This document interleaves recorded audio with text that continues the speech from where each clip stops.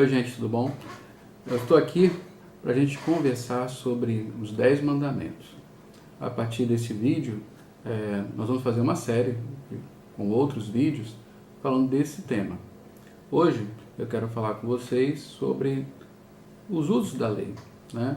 Nós precisamos primeiro entender por que estudar a lei, para depois saber se ela pode ser usada por nós, se ela é aplicada a nós que vivemos hoje debaixo da graça de Cristo e não mais debaixo da tutela da lei.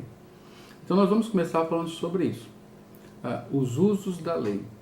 Então, os nossos irmãos do passado desenvolveram, né, uma teologia sobre a lei do Senhor e nos mostram quais são os 3 usos principais da lei do Senhor. E a partir desses usos, nós vamos justamente ver se ela é útil para nós ou não. Então vamos começar. Qual é então o primeiro uso da lei? A lei é usada para revelar o pecado. Esse é o primeiro uso da lei. Ou seja, a lei coloca luz sobre o pecado. O apóstolo Paulo, por exemplo, fala em Romanos, no capítulo 5, verso 20, o seguinte: a lei foi introduzida para que a transgressão fosse ressaltada. Então, esse é o primeiro uso da lei, mostrar o pecado. Mais na frente, o próprio apóstolo Paulo, agora no capítulo 7 de Romanos, diz o seguinte, lá no verso 7. Que diremos então? A lei é pecado? De maneira nenhuma. De fato, eu não saberia o que é pecado, a não ser por meio da lei. Pois, na realidade, eu não saberia o que é cobiça, se a lei não dissesse, não cobiçarás. Então, fica claro nas Escrituras Sagradas, já no Novo Testamento, Paulo nos ensinando sobre a lei, que esta é uma função dela, trazer luz e avultar, tornar evidente o pecado. Esse uso da lei, ele é muito desconcertante para nós, porque muitas pessoas, um homem sem Deus, sem ter sido iluminado pelo Espírito Santo, sem ter tido seus olhos abertos, ele pensa de si mesmo com muita arrogância, com muita vaidade, ele tem um juízo muito elevado de si mesmo, ele pode se achar bom.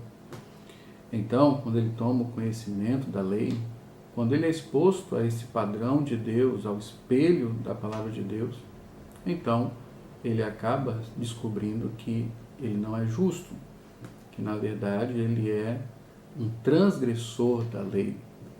É por isso que a Bíblia diz que não há nenhum justo, nenhum sequer. Porque comparado à lei, confrontado com ela, todos nós somos pecadores. A lei veio encerrar todos no pecado. E aqui é uma consequência. Uma vez que a lei revela o pecado, ela produz condenação, ela produz morte.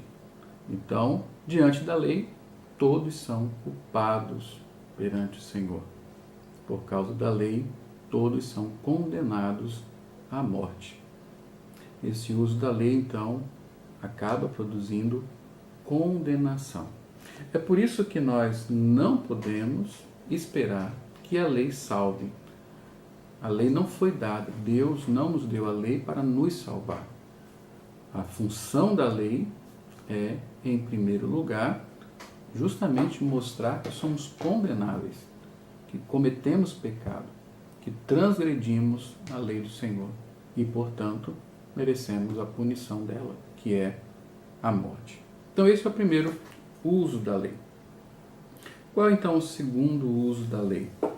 Segundo Calvino, que interpreta Agostinho, o segundo uso da lei é frear o pecado. Ou seja, então, a lei ela é um constrangimento.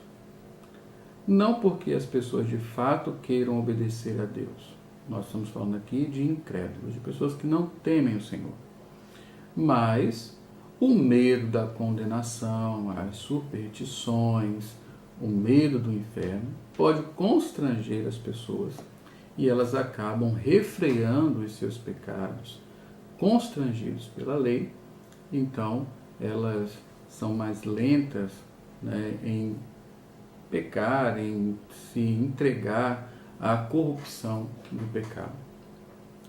Contudo, é bom lembrar que à medida que o tempo passa e as gerações vão se sucedendo, segundo o que nós lemos em Romanos 1, a supressão da verdade, ou seja, a negação da verdade de Deus, faz com que as pessoas se corrompam cada vez mais.